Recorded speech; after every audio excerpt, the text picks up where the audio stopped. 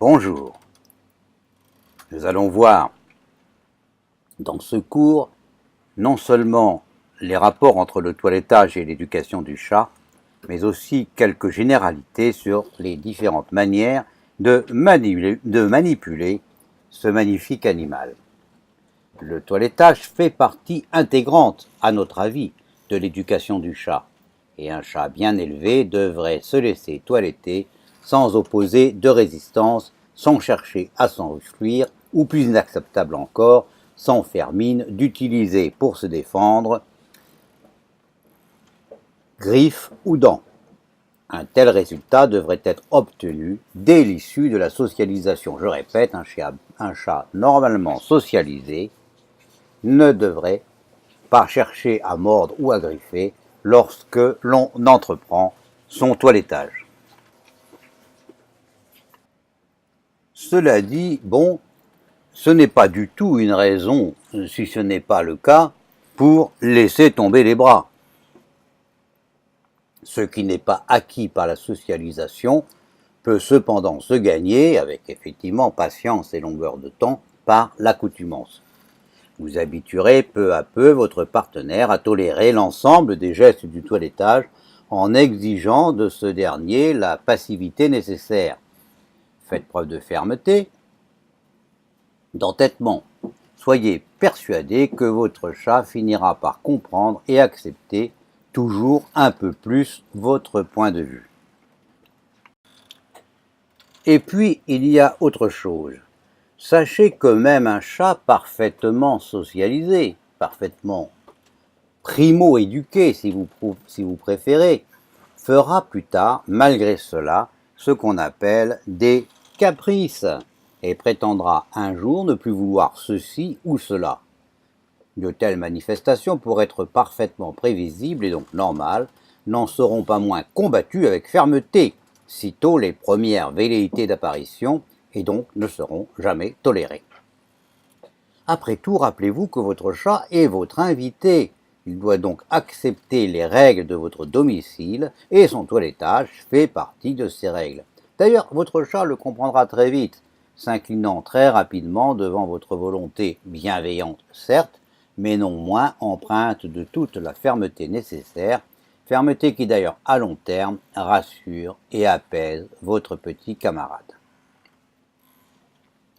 Il est d'autant plus nécessaire que vous appreniez le toilettage à votre chat que cet apprentissage ne pourra pas manquer de valoriser dans un sens très favorable la qualité de votre relation. Tout d'abord, répétons-le, tôt ou tard, le chat finit par aimer et apprécier ce toilettage. Il sera également très sensible à ce temps que vous lui consacrez, mais surtout l'habileté que vous allez gagner peu à peu à comprendre comment celui-ci se laisse plus ou moins facilement manipuler et contrôler va vous permettre de pousser vos échanges à un niveau que vous n'auriez pas suspecté et auquel il aurait été véritablement regrettable de renoncer. Nous en reparlerons, mais juste avant de nous quitter. Voyons maintenant quelques techniques de manipulation du chat.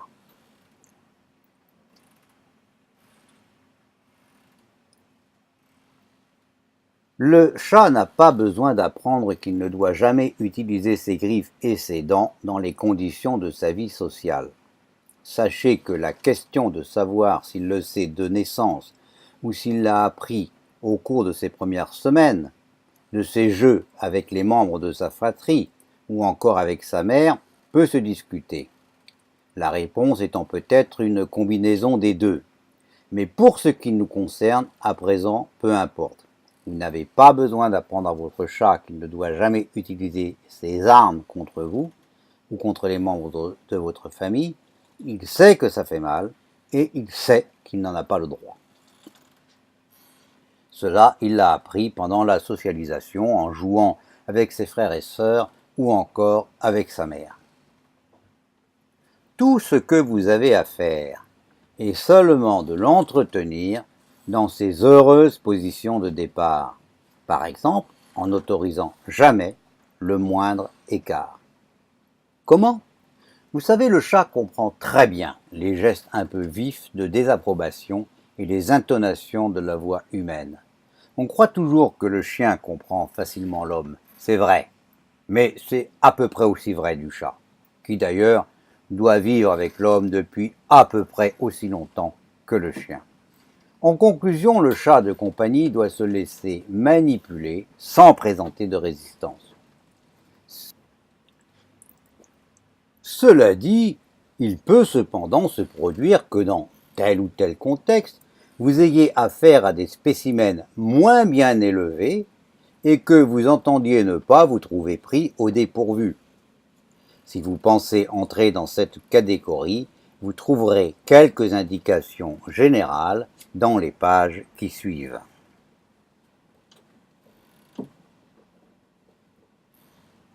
Vous avez sur cette photo un exemple d'un chat parfaitement bien élevé qui se laisse manipuler sans résistance. Soyons précis, ce que nous comptons vous donner maintenant, ce sont des indications seulement, et non une étude exhaustive de la manipulation du chat qui nous entraînerait très au-delà de l'objet du présent guide. Cependant, sachez que si vous souhaitez aller plus loin, nous ne pouvons que vous renvoyer à notre guide traitant précisément de la contention des carnivores domestiques et plus précisément du chat et du chien.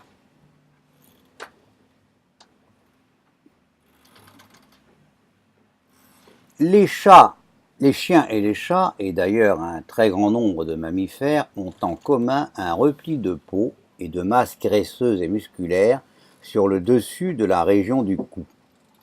Ce repli est normalement à la fois ferme et très élastique. On peut donc sans aucun désagrément pour l'animal, s'en saisir à pleine main. Cela se révèle une excellente prise pour contenir la plupart des animaux, car cette façon de maintenir déclenche chez la plupart des sujets un réflexe d'abandon tout à fait caractéristique. Si le corps ne trouve aucun appui en dessous de lui, les antérieurs viennent s'allonger le long de la cage thoracique, tandis que les postérieurs s'allongent eux aussi vers le bas. On observe conjointement une décontraction musculaire de l'ensemble de l'organisme. Le fait de maintenir cette zone avec une main, tandis que l'autre vient se placer sous le poitrail, la paume et l'index soutenant le sternum, le pouce et le majeur respectivement dans le pli axillaire de part et d'autre, permet de soulever et de déplacer la plupart des chats. Plus l'animal collabore et moins la main qui maintient la zone cervicale exerce traction vers le haut. Mais en cas de défense, cette main agit au contraire de plus en plus. À la limite, elle agit seule, au moins le temps que le réflexe d'abandon soit à nouveau rétabli. Le risque d'une action des postérieurs en direction de la main qui retient la zone cervicale est rare et sans doute difficile, mais pas impossible. Pour éviter ce risque, on peut retenir de la main libre les postérieurs. Cette main soulève et maintient les postérieurs, tandis que l'animal collabore et les soulève moins tout en les maintenant si l'animal tente de se défendre ou d'attaquer. On peut alors poser le chat sur une table par exemple. Si tout se passe bien, on peut se contenter de contrôler la région de la nuque, ce qui libère une main pour le toilettage. Cependant, ce maintien n'est que partiellement satisfaisant, car vous savez que pour bien toiletter, il vous faut l'usage des deux mains, l'une pour travailler, l'autre pour retenir la peau à l'endroit où l'on travaille. Peu à peu, il faudra donc pouvoir quitter la région de la nuque pour se déplacer à l'endroit souhaité. Avec un peu d'habitude, on comprend bien vite que la main qui retient la peau peut aussi exercer un certain contrôle sur l'animal. À cette fin, on essaye d'engager un contact le plus large possible, utilisant non seulement la main, mais si possible aussi l'avant-bras. Cela dit, il faut rester sans illusion, le maintien par la région de la nuque interdit au chat l'usage de ses dents, mais pas complètement celle de ses griffes. J'ai déjà noté la manière d'éviter l'attaque par les postérieurs. Pour les antérieurs, votre maintien limite en partie le risque d'une attaque, mais en partie seulement. Un chat très souple ou très fâché pourra vous réserver des surprises. Comme je l'ai déjà dit, on minimise très souvent le rôle de la main dans le contact avec l'animal. En réalité, le contact physique, quand il est établi par une personne d'expérience, avec la fermeté nécessaire, est apprécié par un très grand nombre d'animaux en général et par un très grand nombre de chats. Contact qui suffit souvent, à lui seul, à calmer et contenir. Peu à peu, le contrôle de la région cervicale peut se révéler de moins en moins nécessaire. Mais à mon avis, et selon mon expérience, l'important est de ne jamais perdre le contact physique avec l'animal. Nos mains doivent sans cesse tourner autour de son corps en glissant le long de la peau. Par exemple, c'est toujours une erreur de quitter une région pour venir en toucher une autre. Il faut au contraire garder le contact physique pour glisser d'une région à l'autre. La main doit devenir une sorte de reptile qui s'enroule fermement et souplement autour du corps de l'animal. Ce dernier finit par se rassurer et par accepter, sinon rechercher cet attouchement. Attouchement qui doit ressembler à une caresse plus ou moins ferme, ou mieux, une sorte de massage.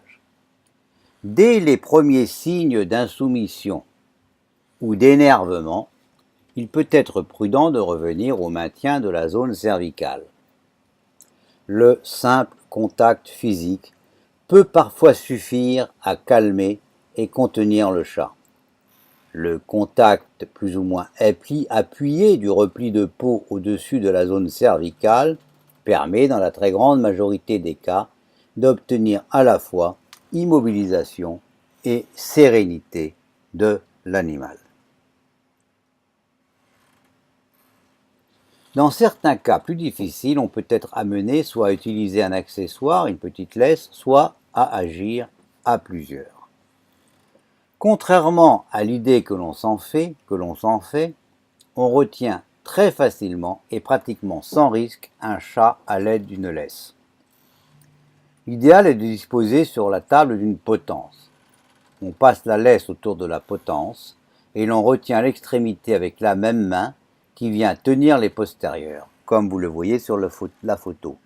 La main gauche de la personne tient à la fois, on le voit moins mais faites-moi confiance, l'extrémité de la laisse de toilettage et les postérieurs du chat, tandis que le chat est lui-même retenu par la laisse qui est passée autour de son cou, sans serrer bien sûr, mais avec un réglage qui ne permet pas à la tête de passer.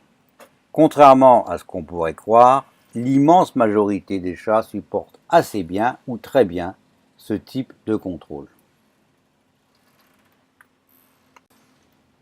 Vous avez donc sur la photo un chat toiletté par une seule personne. Et dans ce salon, à tout hasard, je vous signale qu'il doit y avoir entre 15 et 20 chiens. Donc vous voyez bien que même s'il n'est pas complètement rassuré, le chat se laisse manipuler. Et je puis vous dire que j'ai toute ma vie procédé de cette façon sans jamais rencontrer de problème réellement important. Cela dit, quand on n'a pas l'habitude, on n'ose pas utiliser cette méthode et on ne sait pas bien maintenir les postérieurs. Il y a donc une autre solution. Et dans ce cas, pour agir à plusieurs, l'idéal est une équipe de 3 personnes. La plus expérimentée se charge du maintien de la tête et des antérieurs. Il y a en réalité 2 manières de faire. La première est de retenir l'animal par le repli de peau au-dessus de la zone cervicale, comme je l'ai déjà décrit, assez haut et près de la tête, pour ne pas risquer d'être mordu. Mais sachez que dans cette position, certains chats plus agiles ou plus en colère peuvent continuer d'utiliser leurs membres antérieurs. Voilà pourquoi il ne faut pas se contenter de maintenir la zone cervicale, il faut en outre tenir assez fermement de la main libre les deux antérieurs. Le problème est que le maintien des antérieurs n'est pas aussi aisé que cela, et que le risque que la main qui les retient se trouve à la portée des dents n'est pas nul, notamment si l'animal vient à s'agiter. Il est alors dans ces circonstances plus ou moins difficile de conserver l'immobilité nécessaire au maintien des membres, ce qui ne pourra qu'aggraver l'état d'énervement du patient. Voilà pourquoi personnellement je préfère et de beaucoup la méthode que je vais décrire à présent.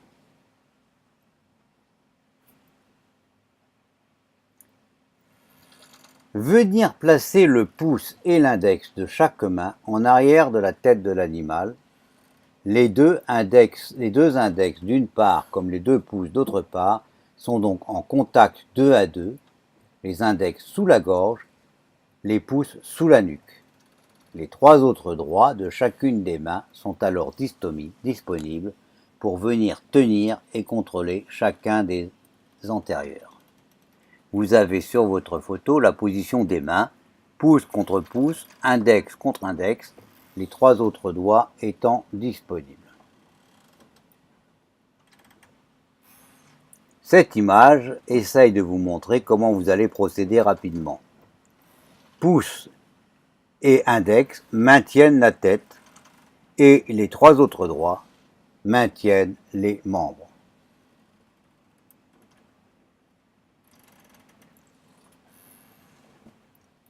Le maintien par pouce et index doit être assez ferme pour rendre impossible le passage de la tête. Si la tête passe, le chat devient libre et toutes les excentricités sont possibles.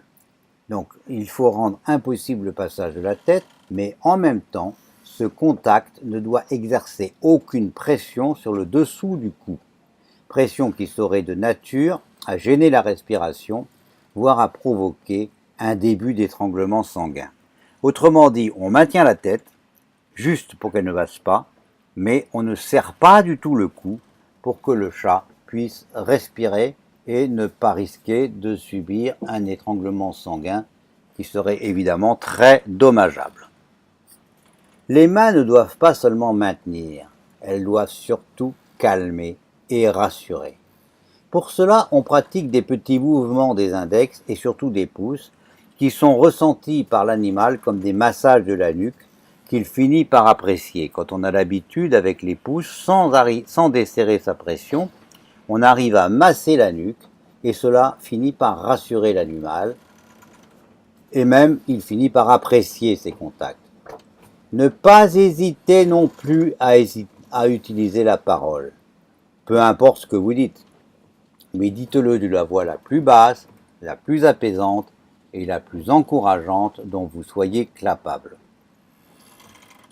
Le deuxième intervenant, qui peut être moins expérimenté, le plus expérimenté, c'est celui qui tient la tête. Ça, c'est clair, parce que d'abord, ça demande pas mal d'habileté, et d'autre part, parce que c'est sur lui qu'on compte pour contrôler la situation.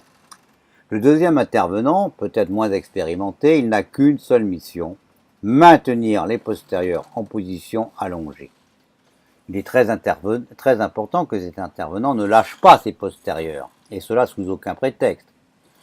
Si jamais il lâchait les postérieurs, le risque de blessure pour son collègue qui tient la tête ne serait pas probable, mais quasi certain. Et vous allez me dire à quoi sert le troisième intervenant ?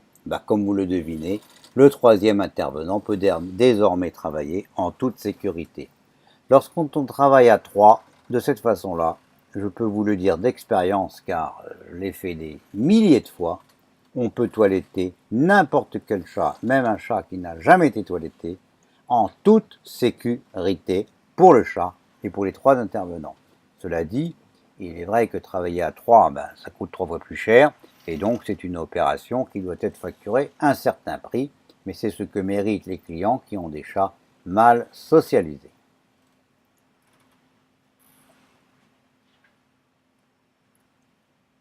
Voilà qui me conduit à ma conclusion. Finalement, on toilette le chat.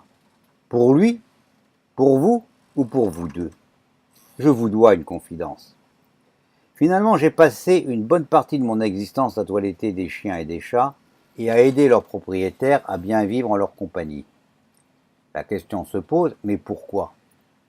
Une première réponse peut venir à l'esprit, tout simplement parce qu'il s'est trouvé un nombre suffisant de gentils propriétaires à m'avoir payé pour cela. Mais cette réponse n'est pas particulièrement satisfaisante. J'aurais pu choisir d'autres activités également rémunératrices. Si j'ai préféré celle-là, consciemment ou non, c'est aussi que j'en ai retiré plus de satisfaction, plus de plaisir. Mais quel plaisir particulier ai-je pu trouver dans le toilettage, et notamment celui des chats, que je confesse en effet adorer. C'est cela ma petite confidence pour terminer ce cours. Quand on toilette un chat, on peut s'organiser pour en venir à bout par différents artifices, comme celui que je viens de démontrer, le fait de s'y prendre à 2 ou même à 3 personnes. Cela, c'est possible, mais quand on toilette un très grand nombre de chats, cela n'est plus possible. La seule façon alors de procéder est de parvenir à construire le plus rapidement possible une réelle complicité avec l'animal. On est amené à, quand on toilette un grand nombre de chats, à les toiletter seuls, à l'aide d'une laisse, voire sans laisse, et il n'y a pas d'autre solution que de créer cette complicité avec l'animal. C'est affaire de bien sentir ce qu'il éprouve, d'y être attentif et de réagir en permanence. C'est aussi une question de maîtrise gestuelle, comme je l'ai dit. Cela devient une sorte de ballet où chacun des acteurs exerce en réalité une influence sur l'autre. Et je le reconnais, c'est difficile à décrire. Mais ce dont je témoigne, c'est que lorsque cette connivence s'établit, on peut presque parler de symbiose. Et cela a toujours été pour moi la source la plus intense de plaisir professionnel. Ce plaisir, toutes les pages précédentes n'avaient qu'un seul objet, permettre à tous les propriétaires et à tous leurs chats d'y accéder à leur tour. Parce que, sous ses airs bien sages et domestiqués, le chat reste un félin sauvage, et construire une véritable connivence gestuelle avec lui ouvre les portes de la découverte d'un univers naturel qu'aucun autre moyen n'aurait permis de découvrir à ce point. Il faut toiletter votre chat pour son bien-être, pour le confort de votre habitation, mais bien plus encore, et par-dessus tout, parce que ce sera pour vous et lui l'occasion de construire et d'approfondir une relation à des niveaux que vous n'imaginez pas. Si ces pages permettent à quelques-uns d'entre vous de marcher dans cette voie, le temps que j'aurai passé à les rédiger n'aura pas été vain, puisque, à la vérité, c'était bien mon principal objectif. Et finalement, c'est bien là tout le bonheur que je souhaite à vous, à moi-même, et plus encore à votre chat.